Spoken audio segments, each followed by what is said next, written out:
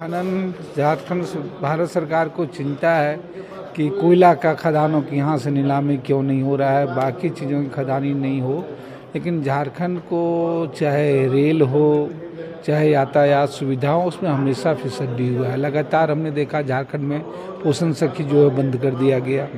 झारखंड में अगर आप देखिएगा कि मुंबई तक जाने के लिए जो है एक रेगुलर प्रतिदिन चलने वाली ट्रेन नहीं है। जो लोग समान काम समान चीज़ों की बात कर रहे हैं, मनरेगा की मजदूरी झारखंड में जो है वो सबसे ज़्यादा कम है, सबसे कम है। सरकार झारखंड को अपने हिस्से के अनुदान देने की बात तो छोड़ दीजिए, उसका बकाया भी खास करके जो PSU कंपनियां हैं उनका जो विभिन्न बकाया है वो उन देनों की दिशा में अग्रसर करे। झारखंड का बकाया सरकार को दे, झारखंड की मनरेगा की मजदूरी जो है राज्य की मजदूरी है उसके बराबर करे, रेलवे में जो है सही हिस्सेदारी मिले, तो मुझे लगता है कि ये बेहतर होगा कि न सिर्फ मालगाड़ियाँ चले, पटरियाँ इसलिए भी सही जाएं कि कैसे यहाँ से कोयला और लोहा जो है बाहर निकाला जाए। ठीक। आंगनबाड़ी दीदियाँ हैं, उनका मानदेय हो, चाहे फिर अन्य संसाधनों को हमको मनरेगा कर्मियों को मानदेय देने की बात हो, चाहे वो मनरेगा में हमको पेमेंट जो मनरेगा का जो मजदूरी है उसको देने की बात हो, कहाँ मिल रहा है? कहाँ से हमको केंद्र सरकार सहयोग कर रही है? वो तो हमारे साथ में उसको सौतेला नहीं बोलेंगे, उसमें भाई जुटता है या बहन जुटता है। इसको बोलेंगे कि संविधान को दरकिनार धत्ता बताते हुए जो संघीय ढांचा पे और संवैधानिक संस्थाओं का दुरुपयोग करते हुए हमको ये लोग नहीं दे रहे हैं, राज्य को नहीं दे रहे हैं।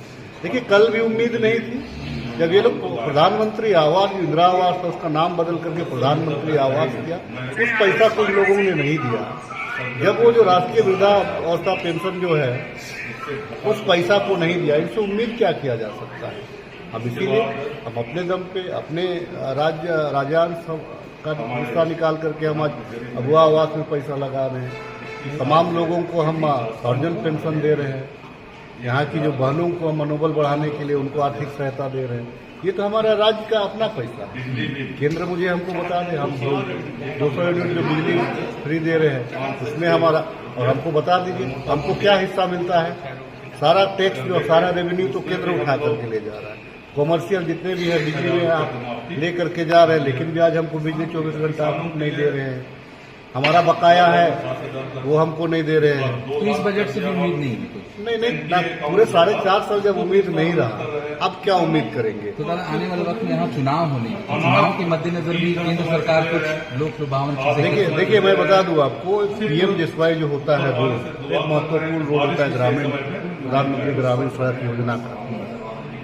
प्रधानमंत्री ग्रामीण सड़क योजना भी वो लोग फुलफिल नहीं कर पा रहे, लेकिन जनता, चूंकि सरकार हमारी है तो जनता को लगता है कि नहीं, ये राज्य सरकार पेमेंट नहीं दे रही है, क्योंकि राज्य से आपका संवेदक का चयन होता है, यहाँ से टेंडर होता है, तो जनता इस चीज को नहीं समझ सकती है कि राज्य कर रहा है, कि राज्य की मजबूरी है या केंद्र की मजबूरी। केंद्र नहीं दे रहा है लेकिन बदनाम राज्य को ये लोग करते हैं। तो क्योंकि ये लोग देखिए भूखल होते हैं, ये बोलने में ही माहिर होते हैं। मैं भारतीय जनता पार्टी के ज्यादातर कार्यकर्ताओं को जानता हूँ जो एक गांव का एक वृद्धा पेंशन नहीं बनाता होगा, एक का सर्टिफिकेट नहीं बनाता होगा, लेकिन चुनाव से 1 महीना पहले वो ऐसे रेस रहता है कि उससे बड़ा जो है कि उसका हमदर्द कोई नहीं होता है। तो भारतीय जनता पार्टी का यही नीति है। ये लोग बोलते रहेंगे कि हम तो देना चाह रहे हैं लेकिन वो लेना नहीं चाह रहे हैं। अब दीजिए ना भैया, कौन लेना? अपना पैसा कौन नहीं लेना चाहे? ठीक है, जल्दी कुछ आशा लगाएं आप लोग। चुनावी वर्ष है, सामने चुनाव में झारखंड की जनता ने अपनी भावनाओं को बड़े पुरजोर और मजबूत तरीके से व्यक्त किया है। मेरा यह स्पष्ट मानना है कि झारखंड की जो जायज मांगे हैं वो इस केंद्रीय बजट में समाहित होनी चाहिए। 1,36,000 करोड़ का जो बकाया राज्य सरकार का केंद्र सरकार पर इस बजट में विशेष प्रावधान किए जाने चाहिए। अगर पड़ोसी राज्य बिहार को और आंध्र प्रदेश को देने की बात अगर चल रही है तो झारखंड अछूता नहीं रहना चाहिए। और अगर केंद्रीय बजट में झारखंड की उपेक्षा की जाती है तो निश्चित रूप से झारखंड की जनता भी इन बातों को गंभीरता से देख रही है और इसका माकूल जवाब आने वाले समय में मिलेगा।